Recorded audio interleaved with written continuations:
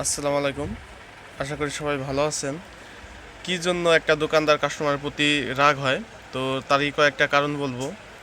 প্রথমত দেখেন যে কথার মতো কথা 1000 বললেও কিন্তু মানুষ রাগ হয় না, কিন্তু একটা বললেই কিন্তু রাগ হয়ে যায়। সেই কারণটা আসলে কি? আপনি একটা পণ্য কিনতে আসছেন, আপনি দামাদামি করতেই পারেন।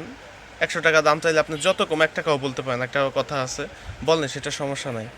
কিন্তু এই জায়গা যদি আপনি বলেন যে একটা দোকানদারের পণ্য যদি 50 টাকা কেনা থাকে, আপনি যদি তারে বলেন 100 টাকা দাম চাওয়ার পর যে এই পণ্য আমরা 20 টাকা করে আমাকে দিয়ে দেয় বা 15 টাকা করে দিয়ে দেয়, বাস্তবে কিন্তু না, এটা আসলে এই দামে আপনাকে দেয় না। কিন্তু আপনি তার সামনে বললেন যে আমার 20 টাকা বা 30 টাকায় দিয়ে দেয়, কিন্তু দোকানদারের ওই পণ্যটা হচ্ছে 50 টাকা কিনা।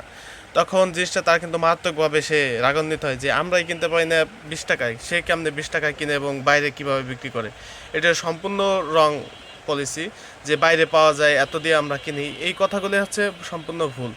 আপনি যদি সেখানে বলেন যে এই পণ্যগুলো আমি, এই পণ্য 100 টাকা দাম চাইছি, আপনি 10 টাকা বলেন বা 20 টাকা বলেন, সেটার হিসাব আলাদা। যদি বলেন যে এগুলো পাওয়া যায় বাইরে কমে কিনি, ওই জিনিসটা হচ্ছে একটা ভুল। এই জন্য একটা রাগের কারণ। আর দ্বিতীয়ত হচ্ছে, আপনি 2-3 জন মিলে একটা দোকানে গেলেন, একজন দামাদামি করতেছে আর সাইড থেকে নোট করতেছে, মানে সাইড নোট করতেছে, আপনার ফ্রেন্ডরা বলতেছে যে বাইরে অন্য দোকানে যায় বা এই জায়গা না অন্য বাজার থেকে কিনবো। এই যে যে সকল কথাগুলো, এগুলো হচ্ছে একটা দোকানদারে মানে কষ্ট দেওয়ার কথা, মানে তাকে রাগ বানানোর একটা কথা। এই কথাগুলো কখনো বলা যাবে না। আপনার ভালো না লাগে আপনি দামাদামি করতে পারেন, এক বা একাধিক দোকানে আপনি যাচাই করতে পারেন পণ্যের দাম, সেটার জন্য কোনো বিষয় না। যদি এরকমভাবে বলতে থাকেন তার সামনে, তাহলে এটা একটা খারাপ লক্ষণ। এ সকল কারণগুলোর জন্যই মূলত একটা দোকানদার সহজে রেগে যায়। তো ভালো থাকেন সবাই, দেখা হবে নতুন একটা ভিডিওতে।